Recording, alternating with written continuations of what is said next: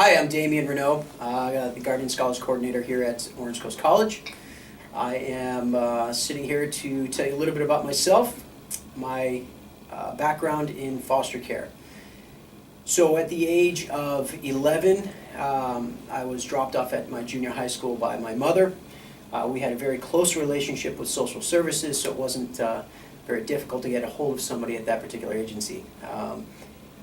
She dropped me off at the junior high school at my principal's office and just said that she had had enough, wasn't going to be able to handle me anymore or deal with any of the issues. And so I convinced the principal and my teacher at the time that everything was going to be okay and I'm just going to go home and everything was going to be free sailing and we'd be fine.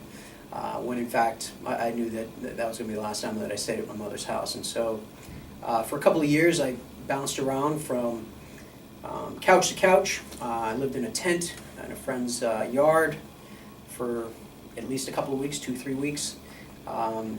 Lived at friends' houses until parents began asking questions, and so just kind of moved from one place to the next for that period of time. The last place that I had stayed, I was there for about a month, and my friend's mother worked for the state police department in Vermont, where I'm from, and she thankfully got me connected with social services on the foster care end, and I got placed into foster care when I was just getting into high school, and it was rough, very difficult first placement. Unfortunately, a lot of abuse from the children that lived in the home, and I ran away a lot. Was placed in several different placements after that. Where I was from in Vermont, and at that particular time, there were no programs such as Olive Crest or CASA or Orangewood. There were no group homes where I was from, and so about the age of 14, 15 years old, I remember a judge actually asking me, now I think back, but asking me as a child whether or not I wanted to go back to the home in which I was being abused or go to juvenile hall. There wasn't a lot of choice there, so I decided to go back and continue to run away.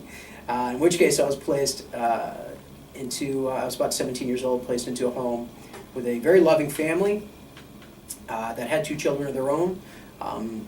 They were expecting an infant, and they got me, 17 years old. So I was placed there and began to see what a loving family was supposed to look like, supporting and asking how your day was when you came home, and wanting to make sure that I got my homework done. Unfortunately, just before I emancipated, when I turned 18, they split up and broke everything apart as far as any family semblance was concerned, and kind of destroyed in my mind at that time what a family was supposed to look like. So that's a bit about me. Advice for foster care. The number one thing that I remember when I was a child was school. Education was the way out. It was, in all of the times that I had been moved around, and all the different placements, and all the abuse that I had been through, everything came back to me and came down to the fact that education was the only way that I could get out. And so I remember that being the only stable thing ever in my mind. And I didn't remember it being stable at all. I didn't really even know what that word was. But what I do remember now is that it constantly came up. And so that was the only thing that ever really came up in my life over and over and over again. It was the same thing that continued to come up. And so my advice is always education. Get it where you can, how you can, whether that is a community college or it is a university or it is programs such as TIE San Jose, Job Corps. I don't care what it really is, but really educating ourselves is truly important, because I believe that, one, it is the only foundation that helps to build upon something. And then the other is that is the springboard for something better in our lives as well. Yeah. Life now. So life now is, I have a family. I have an amazing wife. We've been together for about 12 years. We've been married for 8.5 years. I have a 4.5-year-old baby boy named George, who has hair down to his butt. He's an awesome little guy. I have a 21-month-old little girl, Autumn, who is brilliant and gorgeous. I also have, kind of going back into my history a bit. When I was 14 years old, my first son was born. I didn't know about him until he was about 9 months old, and he's now 22 years old. So I have him. He actually lives in Vermont now. My life is running several programs for foster youth, which I'm amazed at and enjoy wholeheartedly. I work with amazing, great people. People here that are in my office even today that I truly get inspired by every single day. I smile every day that I wake up.